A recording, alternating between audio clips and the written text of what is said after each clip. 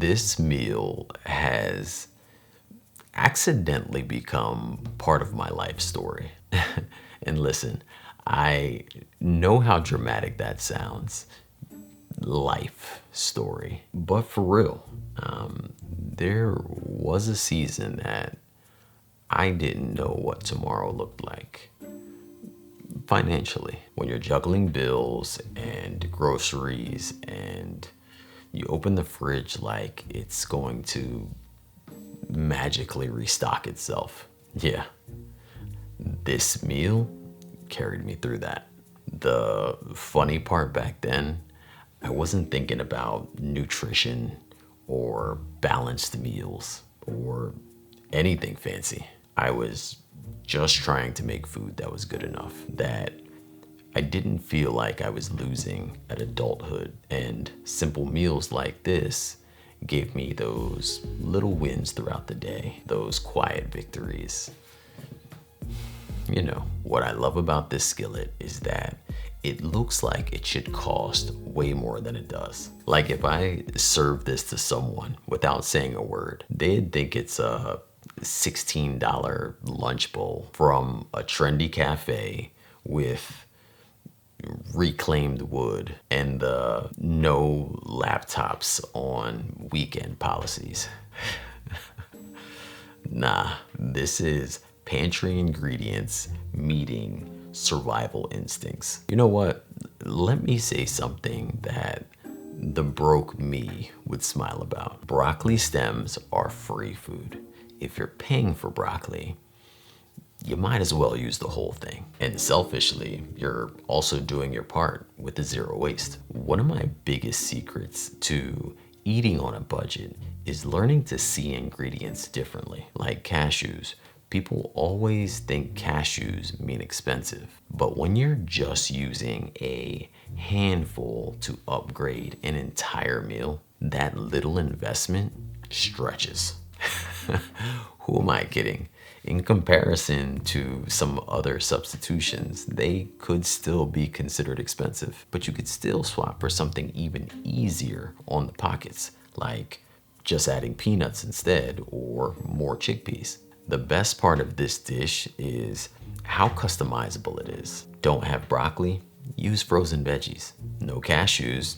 As I said before, use peanuts. And no chickpeas? Then you go white beans, lentils, whatever you got. This is budget cooking, using what you have to taste like what you want.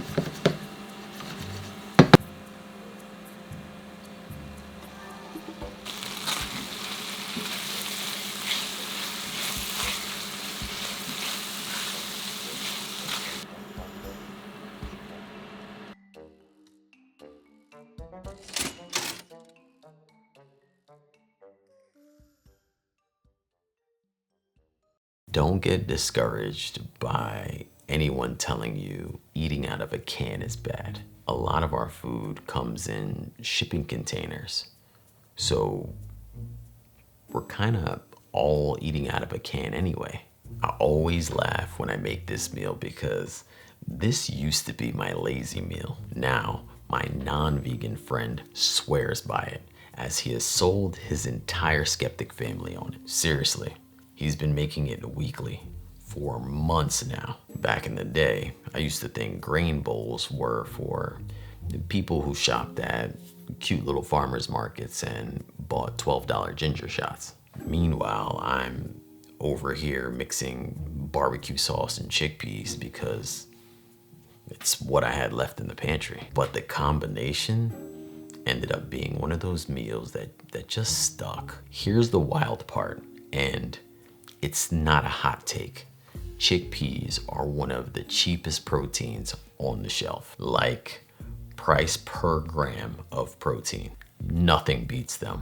The whole bowl fills you up for pocket change. And here's an efficiency tip that honestly changed my life. Frozen rice. Listen, I know people will roll their eyes at microwaved rice, but when you're tired and like life is just lifing, frozen rice is like that reliable coworker who just quietly does their job. It's fluffy, it's fast, and you don't end up with that pot of rice you forgot about that turned into cement. I know I use quinoa here, but you get my point. I think what makes these grain bowls so comforting is the flexibility in relation to your budget. Use quinoa, use farro, use leftover rice from 3 days ago. It doesn't matter.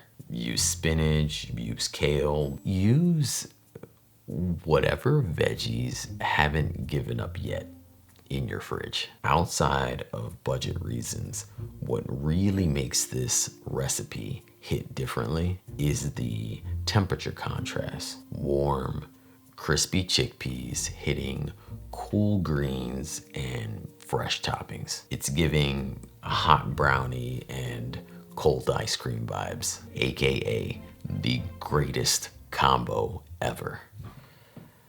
And no, I will not be accepting counter arguments.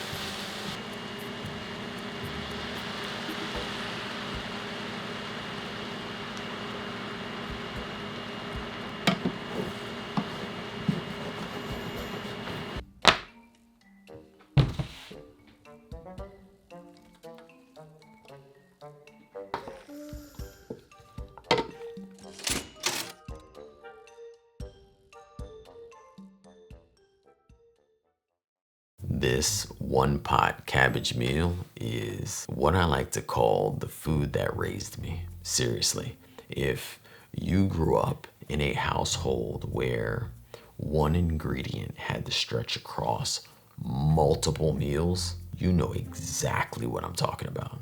I grew up in a Jamaican household, and listen, cabbage is like the Beyonce of budget cooking. Versatile, reliable, stays fresh forever, and does not need a lot to shine. I remember being a kid and watching my mom make cabbage once a week for the week. At the time, I can't say I understood the financial math behind it. I just thought it was, like one of her favorites. Now that I'm older, I realize she was feeding us with strategy. A whole head of cabbage is like $2, and it feeds a small neighborhood. And cabbage is one of the best budget vegetables on the planet. And I will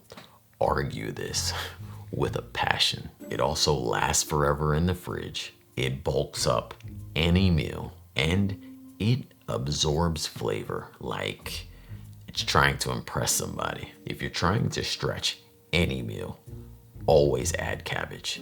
It's the original buy one, get one. As far as the rest of the ingredients, easy money tips would be, if kale is pricey, use spinach, or use half and stretch the rest with cabbage. I used chickpeas in all 3 of these dishes. And if you're budgeting, eating the same thing often, that's normal. It's about having different ways to eat it that makes it amazing. So if chickpeas aren't your thing, or maybe it's priced a little high this week, use some lentils. And if you're out of vegetable stock, use water.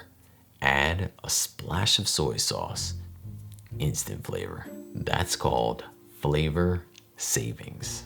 Add a little grain underneath of all that, and suddenly, this is a meal that tastes like it costs $12, but really it costs like $2.19 per serving, and some good decision making. I think sometimes we forget budget cooking isn't only about saving money. It's about preserving energy. It's about showing yourself grace when you're tired or stressed or stretched thin. And if you made it this far in the video, I hope that's the thing you take away today. Not the recipes, but the shortcuts. The reminder that you can care for yourself and your people and your budget. Good food doesn't need to cost a lot. It just needs a little good intention. Thank you so much for watching. Every recipe and its upgrades are linked in the description, or you can head straight on over to my website, makeitdairyfree.com. Until next time, believe in good. Peace.